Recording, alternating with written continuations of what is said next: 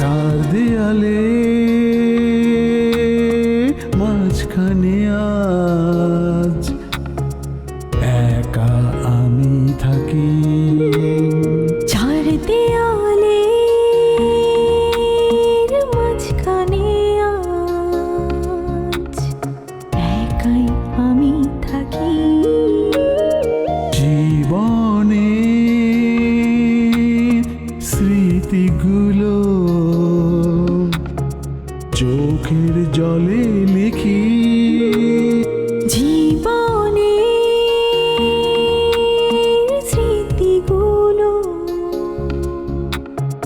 চোখের জলে লিখি। নিঃসঙ্গ জীবন আমার আড়ালে ঢাকি। নিঃসঙ্গ জীবন আমার আড়ালে ঢাকি। মনের স্মৃতিতে এখন আলপনা কি। মনের স্মৃতিতে এখন আলপনা কি। মনের স্মৃতিতে এখন আলপনা কি। মনের স্মৃতিতে এখন আলপনা কি। থাকো কোথায়, মানে তোমার বাসা কোথায়? ওর বাসা তো এই যে আমাদের। তুমি কেন বলছো? তুমি কি চেনো? হ্যাঁ বলো। রাজি হয়েছেন? হব না? কেন? আরমান, আমি তোকে ভালোবাসি।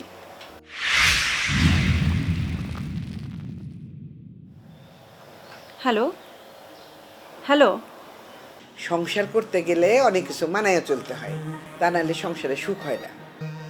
সেটা আমাকে একা বলছো কেন? তোরে বলবো না তো কারে বলবো? আগে তুমি রিনার সমস্যা মেটাও। ওর সমস্যার একটাই সমাধান, ওকে মামলা করে দিতে হবে। আমি সেটা শিহাবকে বলেছি। কাকে কি বলেছো? একটা কাজ করে দে না। ইউনিভার্সিটিতে তোর একটা বড় ভাই আছে না? আছে তো। তখন তো তুই আমার কথা শুনলি না।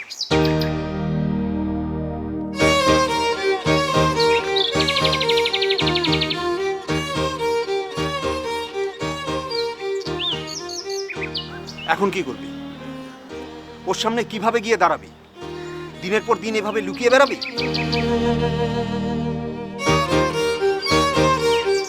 আমি জানি না, প্লিজ হেল্প মি।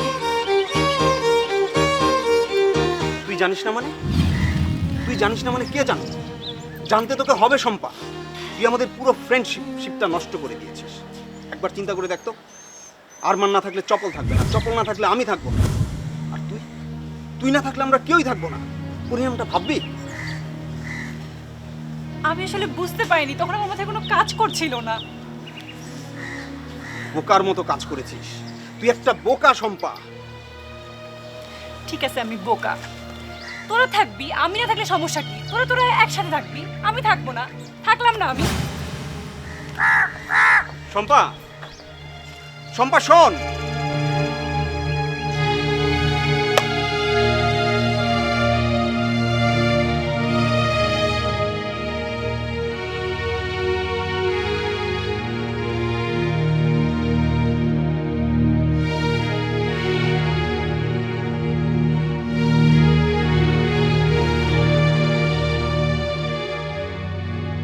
স্যার, এই অর্ডারটা যদি আমরা করতে পারি তাহলে আমাদের গুডউইল অনেক বাড়বে।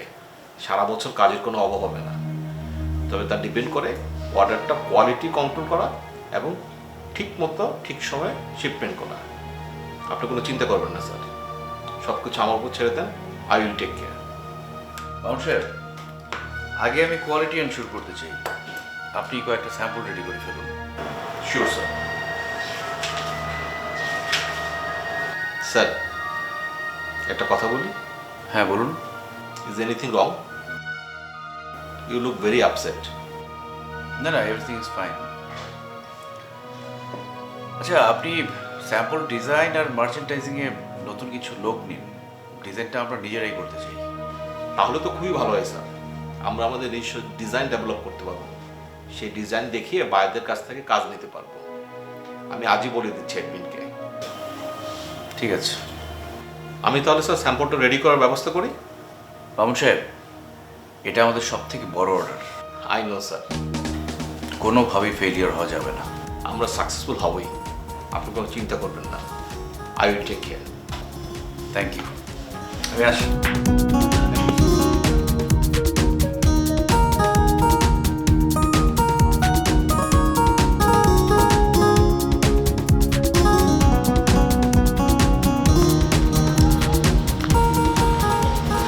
চলো তোমার ভাইয়ের সাথে দেখা করে এসো। মানে কি, তুমি কি এভাবে ভাইয়ের সাথে দেখা করতে যাবে? কেন, সমস্যা কোথায়? তুমি অফিস থেকে এইভাবে আসলে এখন এইভাবে ভাইয়ের সাথে দেখা করতে যাবে? আমরা তো তোমার ভাইয়ের সাথে দেখা করতে যাচ্ছি, কোনো ফ্যাশন শো করতে তো যাচ্ছি না। তুমি এত ভয় পাচ্ছ কেন? আর তো আমাকে আগে থেকেই চেনে। উফ, আগে দেখা এখন দেখা এক কথা না। আমার টেনশন তুমি বুঝবে না। আমি চাই সব কিছু পারফেক্ট হোক। তুমি এখন বাসায় যাবে, ফ্রেশ হবে, তারপর ভাইয়ের সাথে দেখা করতে যাবে। ওকে, ঠিক আছে, তাই হবে। কিন্তু তুমি আর মানে অ্যাপয়েন্টমেন্ট নাও। আরে না না, একবার অফিসে চলো তো, একবার অফিসে গেলে দেখা হয়ে যাবে। ঠিক আছে, তাই হবে। কিন্তু তার আগে বলো তো, এত আর্জেন্টলি কেন আমাকে ডাকলে আরমানের সাথে দেখা করার জন্য? কিছু হয়নি তো? কিছু হয়নি।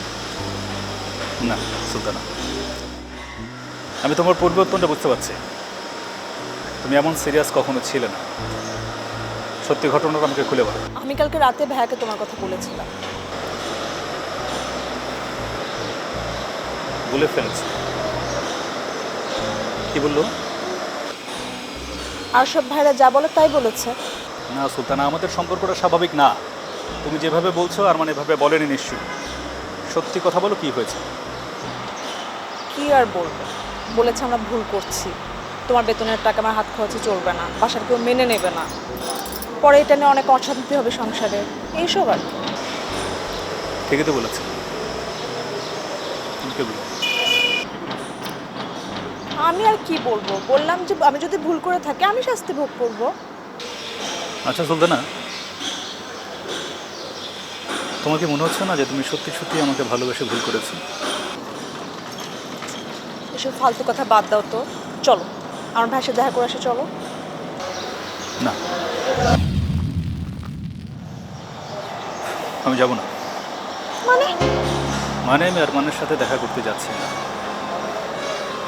এসব কি বলো তুমি? দেখা করবে না মানে? জীবনের বড় কোনো সিদ্ধান্ত নেওয়ার ক্ষেত্রে আমাদের আগে নিজেদেরকে স্পষ্ট হওয়া উচিত যে আমাদের সম্পর্কের গুরুত্বটা আমাদের কাছে কতখানি। এতদিন রিলেশন থাকার পরে আর কি পরিষ্কার করতে চাও তুমি? আমি চাই তুমি ঠান্ডা মাথায় ভাবো। তুমি ঠান্ডা মাথায় ভাবো তুমি সত্যি সত্যি আমাকে ভালোবাসো কিনা। আমি চাই না তুমি কোনো ভুলের মাসুল দাও। সারা জীবন তুমি ভুলের শাস্তি ভোগ করো। পস্তাও।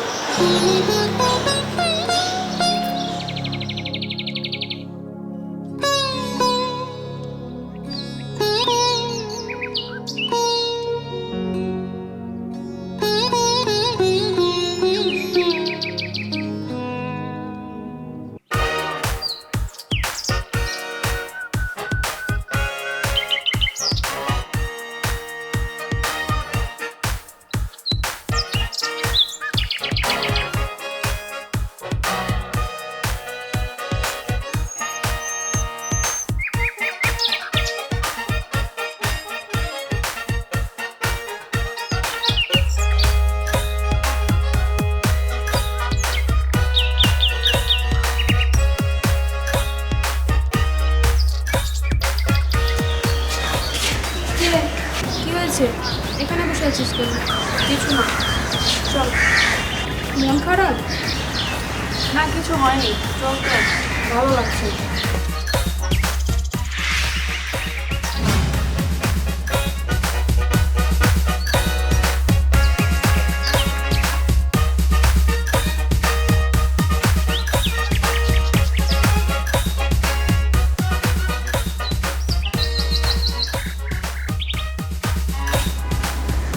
আচ্ছা শোন, তুই একটু যা, আমার একটু কাজ আছে। কি কাজ তো আমি দেখতেই পাচ্ছি। কি দেখেছিস? ওই যে রাস্তার ওই পাশে তো হিরো দাঁড়িয়ে আছে। দূর, কি যে বলিস, ও হয়তো অন্য কোনো কাজে। আচ্ছা শোন, তুই কথা বলবি? তাহলে চল আমরা পার্কের ভেতর দিয়ে এগোই, দেখতে হচ্ছে কি কিছু কিছু লাগবে।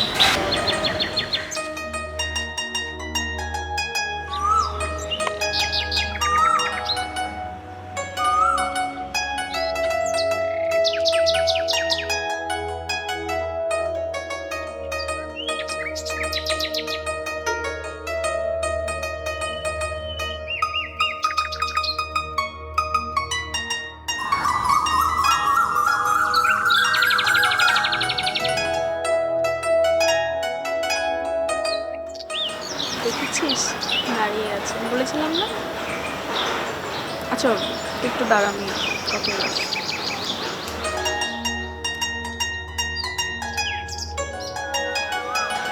আপনাকে না বলেছি এভাবে রাস্তায় দাঁড়িয়ে থাকবে না। সে তো যখন চিনতেন না তখন বলেছি। চেনা অচেনার কথা না, রাস্তায় এভাবে দাঁড়িয়ে থাকলে মানুষ খারাপ ভাবে, আর স্কুলেও এটা নিয়ে কথা হয়। ও সরি, আসলে আমি ওভাবে ভাবিনি। স্কুলের সামনের রাস্তায় দাঁড়ানো দরকার কি? চলুন না কোথাও বসে কথা বলি। দেখুন, আমাকে অন্য মেয়ের মতো ভাববেন না, আর আমি যাত্রার সাথে কোথাও বসি না।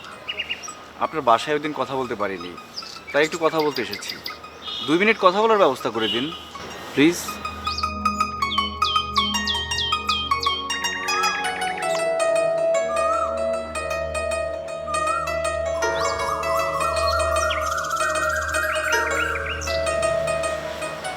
আচ্ছা চলুন। চলো।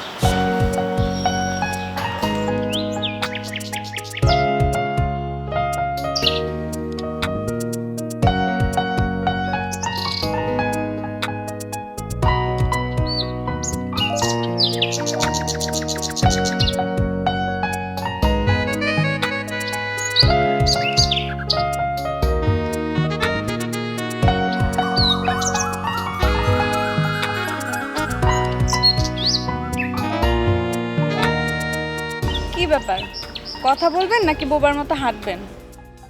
কি বলবো? আমি সেটা কি করে বলবো? আপনি তো বললেন কথা বলার জন্য এসেছেন, দেখা করতে। কথাটা এখন আর মনে পড়ছে না। তার মানে জরুরি কোনো কথা ছিল না? না না, এমনি এমনি কেন আসবো? আপনার সাথে দেখা করাটা খুব জরুরি ছিল। ও আচ্ছা, দেখা তো হলো, যাই তাহলে। আরে শুনুন না, বলুন। আপনার কি খুব তাড়া? সময় মতো বাসায় না গেলে মা খুব চিন্তা করে। চলুন না একটু বসি।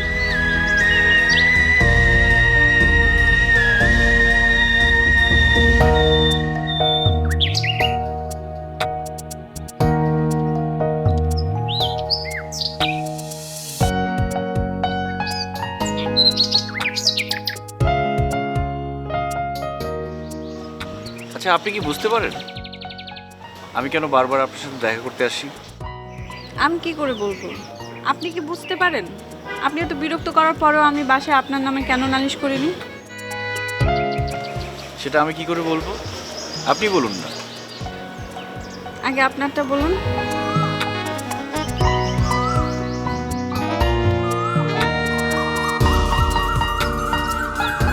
আচ্ছা, আপনি আইসক্রিম পছন্দ করেন? হ্যাঁ করি। চলুন কোথাও বসে আইসক্রিম খাই। আমি আপনার সাথে আইসক্রিম কেন খাবো? আমি বললাম এই জন্য। সেটা সময় হলেই খাবো। সে সময়টা কখন আসবে? সেটা তো বলতে পারবো না, আপনাকে আগে চিনি জানি, তারপর একদিন খাবো। আপনি কি জানেন আপনার বাবা আমাকে খুব পছন্দ করেন? আপনি কি জানেন আমার বোন কিন্তু আপনাকে খুব অপছন্দ করে। আচ্ছা, একটা চ্যালেঞ্জ নিলে কেমন হয়? আমি যদি আপনাদের বাসার সবার মন জয় করতে পারি তাহলে আমার জন্য পুরস্কার থাকবে। এইটা মনে হয় এত সোজা হবে না। আমার বাবা মা খুব সহজ মানুষ, কিন্তু বোন আর দাদি তারা কিন্তু খুব কঠিন। কনভিন্স করাটা খুব টাফ হয়ে যাবে আপনার জন্য। যদি পারেন তাহলে খাওয়া যায়। ঠিক আছে, চ্যালেঞ্জ অ্যাকসেপ্টেড। দেখা যাবে। তখন কিন্তু না করতে পারবেন না।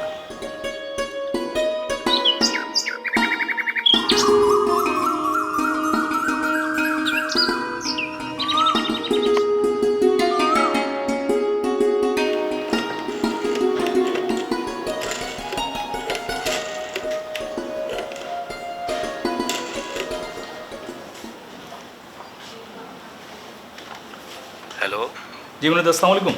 ওয়ালাইকুম সালাম আসলাম। তা কি মনে করে? জি মিনুদা, কেমন আছেন? তোমার কি খবর বলো? জি আলহামদুলিল্লাহ ভালো। আপনার মেসে গিয়েছিলাম মিনুদা, কিন্তু গিয়ে দেখলাম আপনি বের হয়ে গেছেন। আরে আমাকে খুঁজে পাওয়া এমন আর কঠিন কি? এই চায়ের দোকান, না হলে শিল্পকলা। তোমার কি খবর? খবর তো খুব একটা ভালো না মিনুদা, মানে দিনে দিনে নিজেকে বর্জুয়াদের কাতারে নিয়ে যাচ্ছি আর কি। নতুন জব খোঁজার চেষ্টা করছি, বিসিএস দিচ্ছি, ব্যবসার কথা ভাবছি, মানে মোদ্দা কথা হচ্ছে যে টাকার পেছনে ছুটছি আর কি। সেটা তো অন্যায় কিছু না, ভালোই। কিন্তু তোমার কথা শুনে মনে হচ্ছে ইচ্ছার বিরুদ্ধে তুমি এসব করছো। যে কোনো কাজের সফলতার চাবি হচ্ছে বিশ্বাস আর ইচ্ছা শক্তি। সেটা না থাকলে সাকসেস হবে কি করে? ঘটনা কি বলো তো? ঘটনা তেমন কিছু না মিনুদা, এই সামনে বিয়ে শাদীর ব্যাপার আছে তো, আর চাকরি যেটা করছি সেটা দিয়ে বিয়ে সম্ভব না, মানে বেটার কিছু খোঁজার চেষ্টা করছি আর কি। শহরের মানুষদের সাথে চলাফেরা করে তুমি ওদের মতো কথা বলতে শিখে গেছো, কিন্তু আসলাম অর্থই কি জীবনে সব? সেটা ছাড়াও তো চলে না মিনুদা, তাই না? এখন সবাই খোঁজে কার অঢেল সম্পত্তি আছে, কার অঢেল অর্থ আছে। আমার মতো ছাপোষা লোকের কাছে কে মেয়ে বিয়ে দেবে বলেন? টাকার অঙ্কে যদি মানুষকে মাপতে হয়, তাহলে মেয়ের গার্জিয়ানদের উচিত কোনো ছেলের সাথে না, বরং টাকার সাথে বিয়ে দেয়া। শোনো, যারা টাকার অঙ্কে মানুষকে মাপে, তারা আর যাই হোক তোমাকে সম্মান দেবে না। সে আদর্শ ধরে রেখে কি লাভ বলেন মেনুদা? আপনি যদি সে আদর্শ আজকে ধরে না রাখতেন, রিমিকে আপনাকে ছেড়ে চলে যেত? ওসব কথা থাক আসলাম, একটু শিল্পকলায় যেতে হবে। সম্ভবত আমাকে শিল্পকলা একটা জব অফার করবে। ও, সে তো ভালো কথা মেনুদা। জি জি, ফি আমানিল্লাহ মেনুদা, আল্লাহ আপনার ভালো করুন। দোয়া করো, তুমি ভালো থেকো। রাখি, পরে কথা হবে। আসসালামু আলাইকুম।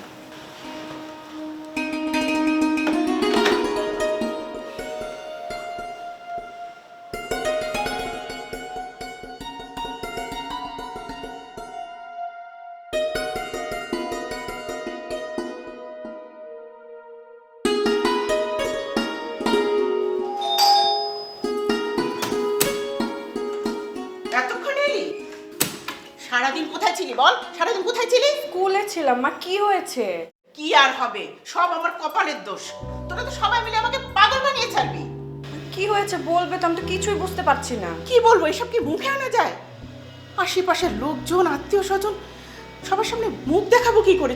ছি ছি ছি ছি ছি, কি কেলেঙ্কারি! তোরা তো সবাই মিলে কি করছিস আমি জানি না। আমি জানি না আমি কি করব। তোদের 14 গোষ্ঠী আমার একেবারে জানটা শেষ করে ফেললি। বুঝতে পারছি না মা, বলো কি হয়েছে? তোর দুলাভাই বসে আছে, আগে ওখানে যা যা।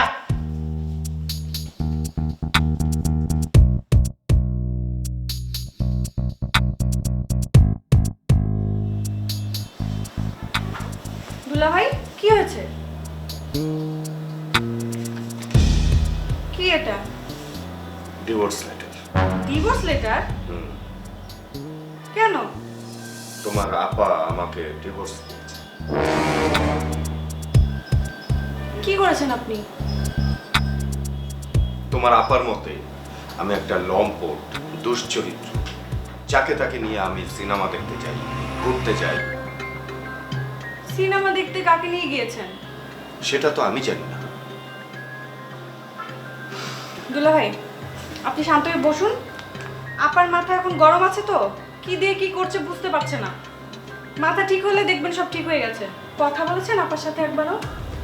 আমাদের সাথে তো কথা হয় না, ঝগড়া হয়, সেটা বলেছিলাম একবার। দুলাভাই, আপনি শান্ত হয়ে বসুন, আমি দেখছি আপার কোথায় আছে।